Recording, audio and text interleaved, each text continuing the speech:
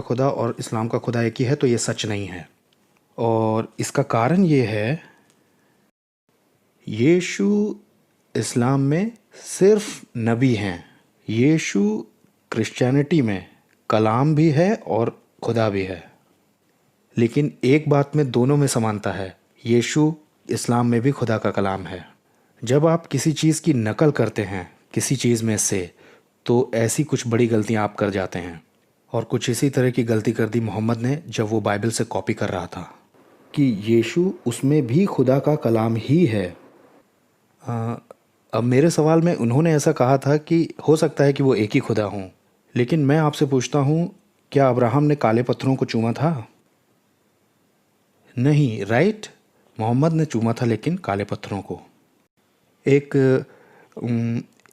काबा है Saudi Arabia में, और लोग उसके 7 चक्कर लगाते हैं, उसकी पूजा करते हैं। वहाँ एक पत्थर है, एक काला पत्थर कोने में, और लोग ये मानते हैं कि अगर आपने उसको चूम लिया तो आपके सब पाप माफ़ हो जाएंगे पूरी तरह से। और मैं ये मानता हूँ कि ये सिर्फ बुत परस्ती है बस।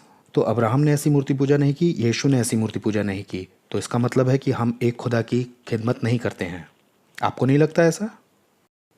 और एक ख़ास बात कि मैं मानता हूँ कि एक ही खुदा होने के लिए, चाहे क्रिश्चियनिटी का खुदा हो चाहे इस्लाम का खुदा हो, हमारा स्वर्ग एक जैसा होना चाहिए, है कि नहीं? तो अगर मैं एक क्रिश्चियन हूँ तो मेरा विश्वास ये है कि अगर दूसरे व्यक्ति का स्वर्ग मेरे स्वर्ग की तरह है तो हमारा खुदा एक हुआ। लेकिन क्रिश्चियनिटी के हेवन का मतलब है कि हम स्वर्गदूतों की तरह हो जाएंगे। लेकिन इस्लाम के हेवन का मतलब है वहाँ होगा बहुत सारा सेक्स, और कुछ भी नहीं। इसका ये मतलब हुआ कि हम एक खुदा के पीछे नहीं हैं। मोहम्मद ने ऐसे खुदा को देखा जो आदमियों को 72 वर्जिन्स देने जा रहा है सेक्स करने के लिए, और क्रिश्चियनिटी में ऐसा बिल्कुल भी नहीं है। देखिए, सेक्स जो है ये दुनिया के लिए एक ब्लेसिंग है, क्योंकि इससे आप बच्चे पैदा कर सकते हैं और ये इंसानों को दी गई आशीष है। लेकिन वहाँ आप सेक्स कर रहे हैं, उससे बच्चे पैदा नहीं हो रहे हैं, तो उसका करने का पॉइंट क्या है? तो मैं बस इतना कहना चाह रहा हूँ कि ये दोनों एक ही खुदा नहीं हैं, इनका एक अलग खुदा है। अब समस्या ये है कि इस्लाम दुनिया का दूसरा सबसे बड़ा मज़हब है, और ये इसलिए नहीं बढ़ रहा है कि लोग इसमें कन्वर्ट हो रहे हैं, बल्कि इसलिए क्योंकि उनके बच्चे बहुत होते हैं। हम क्रिश्चियंस, हम बस 1-2 बच्चे करते हैं और कहते हैं बस अब हो गया। और यहाँ मेरे फ्रेंड गॉडविन है, उनका एक बच्चा है और कह रहे बस अब हो गया बस। तो मुसलमानों के 4-5 बच्चे होते हैं, और इस तरह से उनकी आर्मी बढ़ रही है, और वो बढ़ रहे हैं पैदा करके। और एक और जो दूसरी बात है, यहाँ मैं आपको थोड़ी सी डिटेल देता हूँ इस्लाम के बारे में। जैसे आपने एक शब्द देखा है लीगल, उसका दूसरा शब्द है इल्लीगल। इसमें बिल्कुल उल्टे शब्दों का अंतर है। लेकिन आपने एक छोटा सा शब्द, और ऐसा करने से आपने पूरी दुनिया को अलग ही दिशा में घुमा दिया। तो ऐसे ही अगर आप सोचते हैं कि इस्लाम का मतलब होता है शांति, आज शायद बहुत से लोगों ने इस्लाम का मतलब शांति समझ रखा है। लेकिन इस्लाम का मतलब पीस नहीं होता है। इस्लाम का मतलब होता है सरेंडर, समर्पण करना अपने ईमान के प्रति। अपने ईमान में जो शब्द सलाम है उसका मतलब है शांति। तो इस्लाम का मतलब शांति नहीं है, इसका मतलब है सरेंडर। सलाम का मतलब होता है शांति। अगर आप किसी देश में जाते हो और आप सलाम कहते हो, किसी मिडिल ईस्टर्न कंट्री में अगर आप गए तो, और आपने कहा सलाम, तो इसका मतलब है आप उन पर शांति भेज रहे हैं।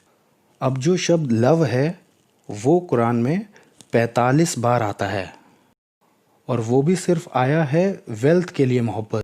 और ये भी ऐसे आया है कि जैसे लोग मोहब्बत रखते हैं ज़कात देने से।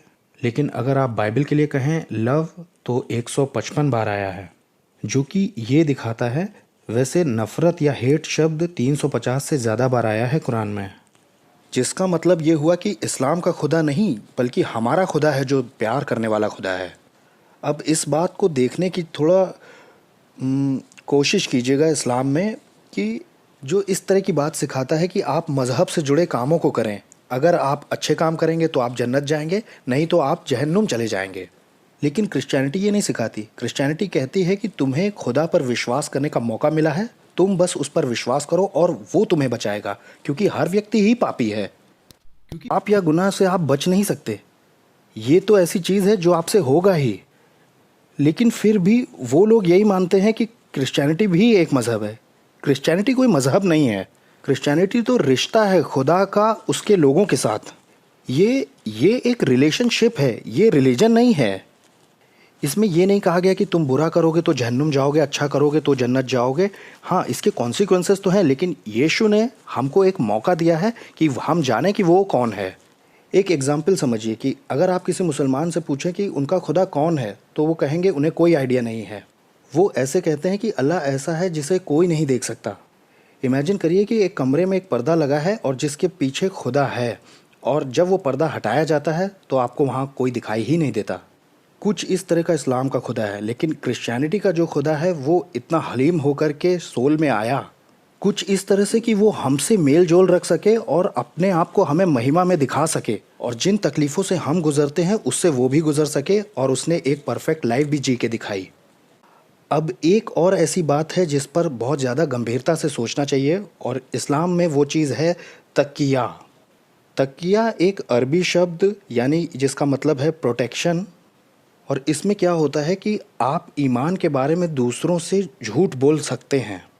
आपके आसपास ऐसे मुसलमान हो सकते हैं जो इस तरह का झूठा दिखावा कर दें और कह दें कि इस्लाम सच्चा खुदा का कलाम है, तो आपको इन चीज़ों को देखना चाहिए। और अब जैसे मान लीजिए कोई व्यक्ति ये प्रीच कर रहा है कि मोहम्मद एक बहुत महान इंसान था या बहुत ही अच्छा आदमी था, तो आपको ये देखना होगा कि वो किस कॉन्टेक्स्ट में प्रीच कर रहा है। मान लीजिए अगर कोई आदमी कार चला रहा है और वो पिए हुए है, और आप उसे देखते हैं कि वो गाड़ी चला रहा है, और आप उसे रोकते हैं और उसे एक बियर का केस दे देते हैं और ये बोलते हैं, हे ये लो, और पीने का मन हो तो ये ले लेना। कुछ ऐसा ही तो यहाँ कुछ अमेरिकन्स कर रहे हैं। लेकिन इस असली दुनिया में आपको उसे रोकने की ज़रूरत है और उसे बताने की ज़रूरत है, जो तुम कर रहे हो ये गलत है। और इस्लाम के साथ आज बिल्कुल ऐसा ही किया जा रहा है। लोगों को लगता है कि आपको इसके बारे में बात नहीं करनी चाहिए, आपको मोहम्मद के बारे में बात नहीं करनी चाहिए, और मज़हब छोड़ने का मतलब तो मौत है। आपको बाहर निकलना पड़ेगा, लोगों को बताना पड़ेगा कि इस्लाम का सही रंग है कैसा। अगर आप मुझसे ऐसी बात कह रहे हो कि तुम मेरे लिए मरते हो तो तुम्हें 72 औरतें मिलेंगी, तो ये तो पक्का है कि ये खुदा की तरफ से नहीं हो सकता। ये शैतान की तरफ से तो हो सकता है, मुझे लगता है। तो ये जो टॉपिक है ये थोड़ा सा सेंसिटिव है, आप जानते हैं, लेकिन हम इसे कोशिश करेंगे कि थोड़ा छोटे में ही ख़त्म करें। अब हमें ये विश्वास करने के लिए कि मोहम्मद एक नबी था, उसके लिए हमें ये देखने की ज़रूरत पड़ेगी कि यीशु ने कैसे कहा है एक नबी को पहचानने के लिए कि वो सही में नबी है भी या नहीं। तो अब हम जानते हैं कि यीशु ने मत्ती 5:17 में ऐसे कहा है कि एक इंसान ऐसा कह सकता है कि वो एक नबी है, लेकिन आप कैसे जानेंगे कि वो सचमुच में है? उसके लिए आपको उसके फलों को देखना होगा। ये ऐसा है जैसे मैं यहाँ खड़े होकर अपने बारे में ही अच्छी बातें कहने लगूँ कि मैं 5 बार दुआएं करता हूँ, रोज़े रखता हूँ और ये सब करता हूँ, लेकिन अगर आखिर में मेरे काम या मेरे फल ही अच्छे नहीं हैं तो उसका क्या मतलब बना? बहुत से प्रीस्ट और बिशप अच्छी बातें सिखाते हैं, लेकिन उनके एक्शंस अच्छे नहीं हैं।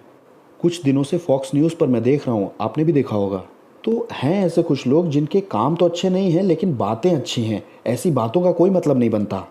तो ठीक ऐसे ही मोहम्मद की अगर आप दूसरी पत्नी को देखें जिसकी उम्र सिर्फ 6 साल थी, आप इस चीज़ को लव कहोगे क्या? एक 6 साल की बीवी, और इसके बावजूद लोग विश्वास करते हैं कि वो खुदा का नबी था। तो ये मोहम्मद के कुछ फल थे जिन्हें डेफिनेटली आज आप नहीं करना चाहेंगे। और हम कुछ लोगों को देखेंगे, बहुत सारे लोग भी मोहम्मद के द्वारा मारे गए हैं। 400 से ज़्यादा लोग अपनी ज़िंदगी में मोहम्मद ने मारे हैं, और उसने बहुत सारे युद्ध भी लड़े थे, जो कि ये दिखाता है कि ये परमेश्वर के फ्रूट्स तो बिल्कुल नहीं हैं। मतलब परमेश्वर कभी किसी को मारने के लिए आपसे नहीं बोलेगा। और मैं आपको कुछ रेफरेंसेस देने जा रहा हूँ, और अगर आप चाहेंगे तो मैं ये आपको दे भी दूँगा, और मैं आपको ये सारे रेफरेंसेस गवर्नमेंट वेबसाइट से दे रहा हूँ, आप इनसे सीख सकते हैं। और ये सीधा कुरान से उठाए गए हैं और मोहम्मद के कामों की किताबों में से उठाए गए हैं। तो ये सब आपको बना के नहीं बताया जा रहा है। तो अगर वो ब्रदर वहाँ से पहली वाली वर्स लगा दें यहाँ पर, तो आइए देखते हैं मोहम्मद के फल क्या थे। तो ये एक हदीस है, और आप देख पा रहे हैं कि ये वेबसाइट sunna.com से लिया गया है। यहाँ लिखा है कि मदीना का क्लाइमेट कुछ लोगों को सूट नहीं कर रहा था, इसलिए मोहम्मद ने उनसे कहा कि उनके चरवाहों को और उनके ऊँटों को फॉलो करें और उनके दूध और उनका पेशाब पिएं दवाई की तरह। और उन्होंने वैसा ही किया चरवाहों के साथ, और दूध भी पिया और पेशाब भी पिया, और जब तक वो ठीक नहीं हो गए। और ये सुन्ना है, सुन्ना का मतलब वो टीचिंग मोहम्मद की जो अब उन्हें अपने एक्शंस में करके दिखानी है। ज़रा इमेजिन करिए कि आज के समय में एक मुसलमान इसे प्रैक्टिस करता है और ऊँट का पेशाब पी करके हील हो जाता है। देख लीजिए इस चीज़ के पागलपन को तो देखिए। और इसके बाद भी लोग यकीन करते हैं कि वो नबी था। और ये उनकी गवर्नमेंट वेबसाइट है, ये ऐसा नहीं है कि ये कोई मेरी वेबसाइट हो। ये sunna.com है, जाहिर सी बात है आप देख रहे हैं। और अब आइए हम एक दूसरा उदाहरण देखेंगे। जो कुछ भी उसने कहा है उसी से पता चल जाता है कि वो नबी है कि नहीं। और यहाँ पर उसके लिए आप एक और सुन्ना हदीस को देख रहे हैं। अब ऐसा था कि वहाँ एक साथी था उसका, और लोग बहुत से आते थे मोहम्मद के पास अपने सवालों को लेकर के। सारे सवाल अगर मैं आपको बताऊँगा तो बहुत टाइम हो जाएगा, और शायद पास्टर भी कह दे कि भाई चलो निकलो यहाँ से। तो हम बेसिक चीज़ें ही देखेंगे। तो ये sunna.com वेबसाइट की हदीस है, और मोहम्मद नबी के मुंह से ये बातें निकली हैं। तो ये पूछा गया कि जन्नत में खाने का पहला मील क्या दिया जाएगा।